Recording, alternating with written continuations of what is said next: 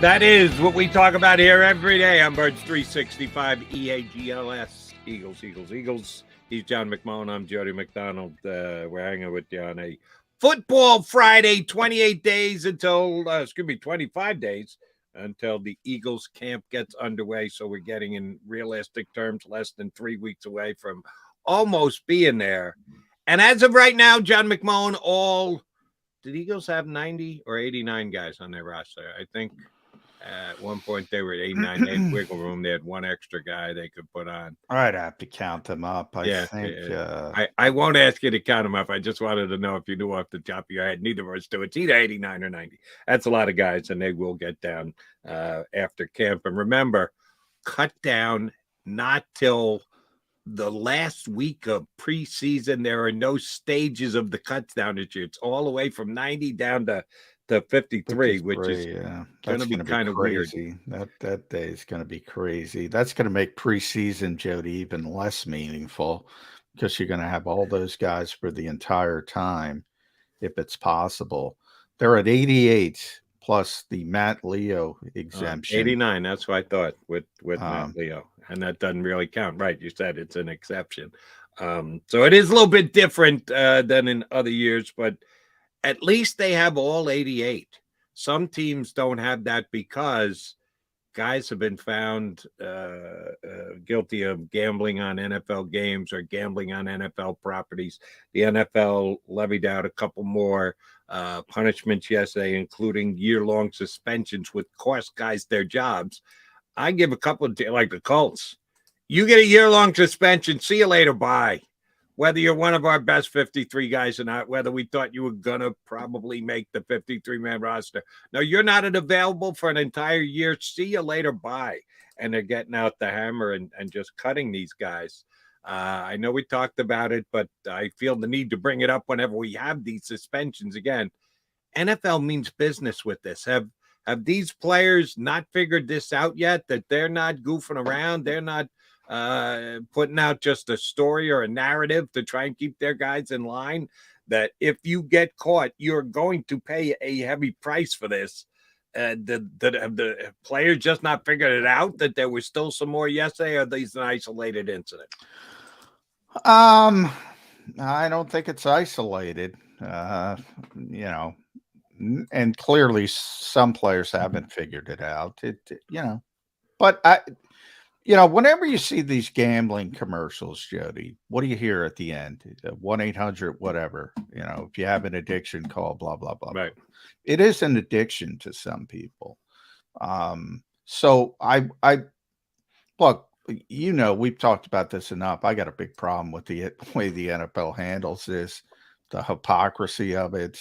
It's insane to me that you can sit up there and talk one way and act another behind the scenes and gladly take the money.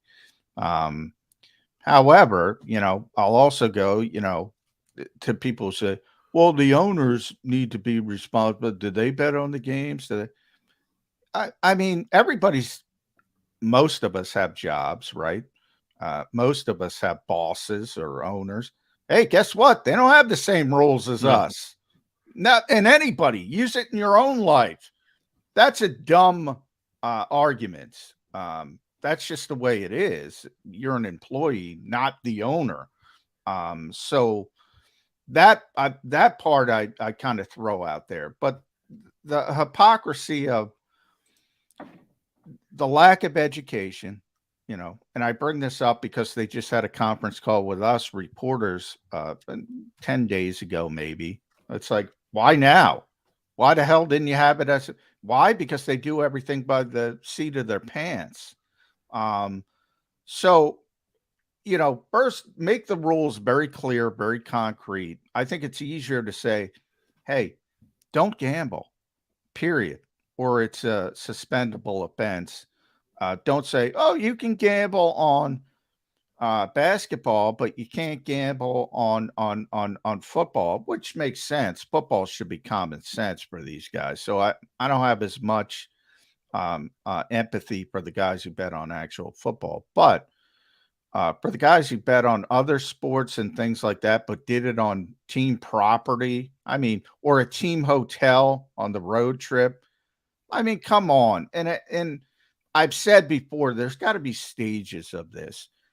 And I'll say, if you catch somebody spending, I don't know, betting $100 on a basketball on an NBA playoff game at the team hotel, I'm all for saying, hey, knucklehead, you can't do this, and fine them. Okay. And if they do it again, then I'm all for it. Then bring the suspensions into it. So I think there's more common sense that needs to be applied to this. However, but if somebody's betting 100 grand on the spread of their own team, yeah, get them the hell out of here. I mean, Right. to me, there's levels, Jody. There's obvious common sense levels that somebody bet $5 on a parlay. It's suspending them for forget about a year for even 6 games. I mean, that to me is silly. I agree with you about the levels, and I agree with you about, and the NFL is not going to release this information to Jody McDonald, John McMullen, or anybody else as to what actual bet they made, as to how that is going to determine how much their suspension should be. The suspensions have been like mandatory. 6 games or a year. There's like no in between. There's no 2-game, 4-game, 12-game, fine first, then get to a suspension. They've been pretty set in stone type suspensions you're looking at, which I'm with you seems to be a little bit harsh. And I'm a guy who from time to time, not often, I know some people that given the chance, they'll run up on that grassy knoll and think the big conspiracy, any chance they can get, any little opening they can get, they'll immediately go there. I don't.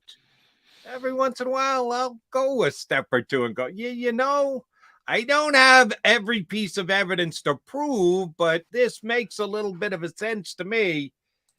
Do you think it's just a coincidence, John? A stone cold coincidence that of the now, I think we're up to a dozen guys that have been suspended, 8 of which are full season, 6 of which are 6 games.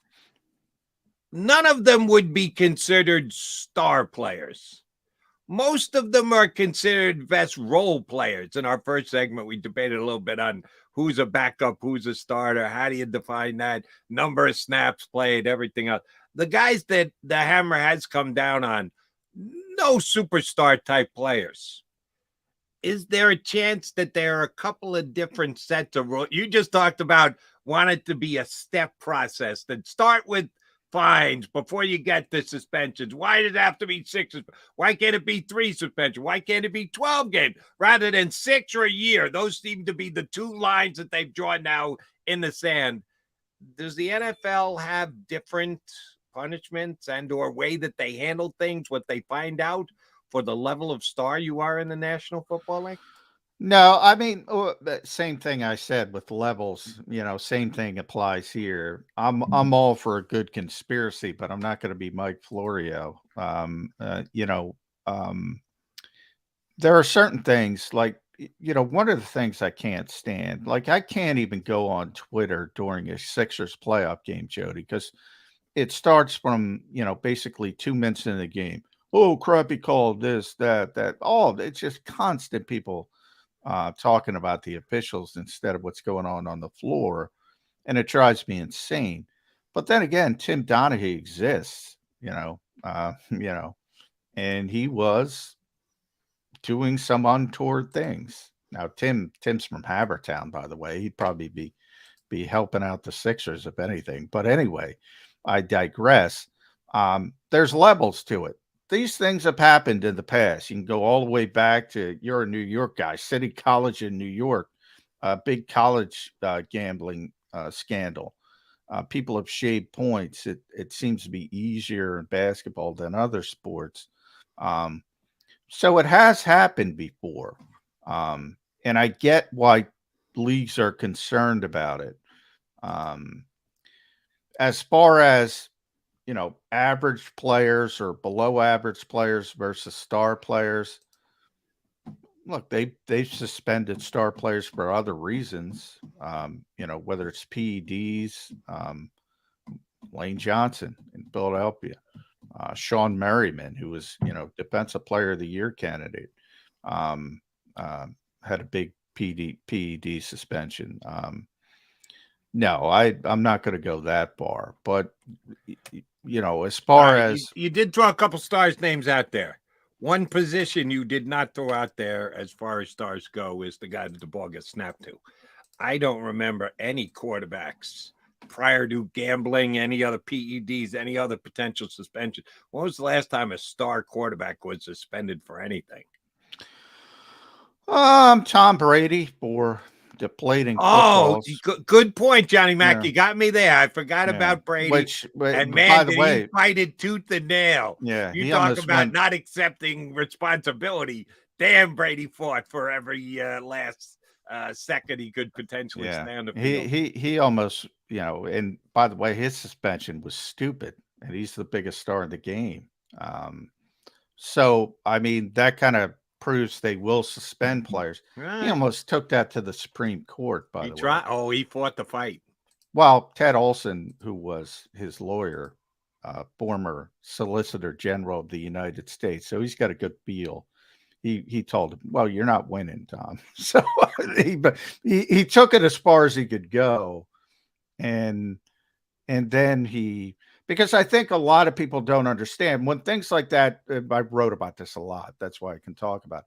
When things get to the Supreme Court, like people, well, the Supreme Court's arguing over deflated footballs, and there's so much. No, they're not. They're arguing over the legal issue of, does the NFL have the right to suspend Tom Brady for this? That's all they were demanding. And Ted Olson told him, look, dude, you're not going to win. They do. It's a CBA. The players gave them the right to do this. So you're going to lose this case.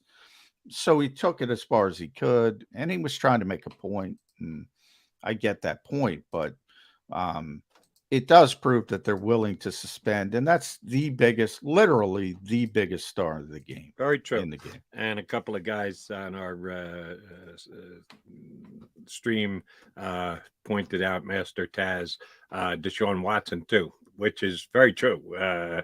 He went above and beyond with his therapist. The hammer came down pretty harshly on Deshaun Watson, and rightfully so. So my assertion that, maybe quarterbacks are treated a little bit different. In a lot of ways, they are on the field, but off the field, the hammer can come down on them. And Watson was such a unique at the beginning. Remember, he wasn't even suspended. He was on the exempt list for many. And then after everything got cleared up, he served his suspension. But he's another one. And he lost essentially 2 years. And that was an ugly situation, to say the least. And the Cleveland Browns are trying to dig out of that this year, and the Eagles will be playing the Browns. They're coming here this year during the preseason, right, Johnny Mac? Last time you went out to Cleveland, in the town outside of Cleveland, which I can never remember the name. Berea. I was not in Berea. I went to Miami. I did not go to Berea. Ed Kratz went to Berea. You dodged the Berea duty, huh? I'm guessing not a thriving metropolis, but hey, what do I know about Ohio? So we do have the Browns coming here this year, so we'll get a chance to see firsthand if Deshaun Watson, after a season off and then a half a season off, has still got game for the Browns this year. And we are just 25 days away from the start of camp. Rookies first and then veterans, but veterans with injuries will come in on the same day. Will you even know, John? I'm sure you'll be given your schedule and when you can go down there and the like. Eagles aren't going to do a 180 on us and hit the ground running with some serious practice this preseason, are they? No, I mean, you can't. You have again, everything's collectively bargained. You have a 5-day ramp-up period now where you can't even put on the pads to a certain point. You can't hit to a certain point. So, and the Eagles are, not going to do a lot of that anyway. They're not going to have, as we call live periods Doug had like 2 a summer. That's it. Yesterday when Rob was here and you were doing WIP, Jody, we talked a little about, we got in a wormhole. We got in a Chip Kelly wormhole with Paul Domowich. And, it's what Chip was the start of a lot of this. Chip doesn't get the credit for all the changes that he brought to the NFL that are now just accepted. I remember when he first got here, we were like, they're not going to hit it all. And they didn't hit at all. They didn't have any live periods. Now it's very rare. There's fewer teams that do it that don't do it. And he was the crux of a lot of it. And not to mention the RPO based offense, the sports science part of it. He just had no filter. He didn't have a filter. But a lot of his ideas are now accepted in the NFL. A lot, but not all. Oh, no. Well, he didn't have a filter. He didn't have a dampener. I always say the tempo. Bill Belichick loved Chip Kelly. Loved him. He would bring him in before he was the Eagles coach to pick his brain on the tempo part of the game. And if you remember, the Patriots were the best ever at it with Brady. But Brady and Belichick had understood, all right, you can go 1,000,000 miles an hour, but then if you're up 14 in the fourth quarter, you take the foot off the gas. Then you start, that's common sense, sort of what I was talking about with gambling. Where's Chip would go? No, go, go, go, go, go. And the second part was, you're not dealing with 20-year-old kids, and you don't have 90 guys. You have 46 guys on a game day, and some of them are Jason Peters in his mid-30s at that time. You can't run those guys into the ground. So that kind of stuff Chip didn't understand. But he had a lot of his ideas, Jody, are now, he was ahead of the curve. In certain things, he surely was. And as you say, not just with the Philadelphia Eagles, they stay in place here in Philadelphia, but they have spread across the entire National Football League. I give him credit for that. The sleep monitor, that was a bit much for me. And I didn't think that one was going to survive. They wanted to know what the hell was happening with their phone. Would Jalen Carter even be allowed to leave the city of Philadelphia under Chip Kelly, or would he? Well, and Chip still had issues, there were probably more issues in Chip's regime than there are now. But that's another part of it. You can't tell grown men to wear sleep monitors. Grown men who have a union, you can't tell them to wear sleep monitors. So again, you could tell that to college kids. College kids are like, I got to wear this. You can't do it to, especially, even though we might joke about the NFL union and the executive director they hired that nobody knows. It's still, maybe when you compare it to the baseball union, it's not powerful, but it's still a very powerful union. And they're always fighting for their players. So you can't say, hey, you got to do this, you got to do that. Today with college football, all you have to do is get an NIL sponsor, and then they'd gladly wear their sleep monitors all night long, 24/7, 365, which is what we call this show, Birds 365. John McMullen, Jody McDonald. I'm starting to get the feeling that Zach McPherson will not be joining us. Wait a Mac and Mac, man. Hey, come on, guys. We were hoping to get Zach McPherson, who I had on my list of top 25 Eagles this year. John McMullen, Ed Kratz, nowhere to be found. I had faith that Zach was going to be moving into the backup slot in the cornerback room this year. And yeah, we all love Maddox and know how good he is at it, but he always seems to get hurt for a couple of games this year, which I thought was going to be the opening for Zach Mack to make his first major contribution on the line of scrimmage for the Eagles this year.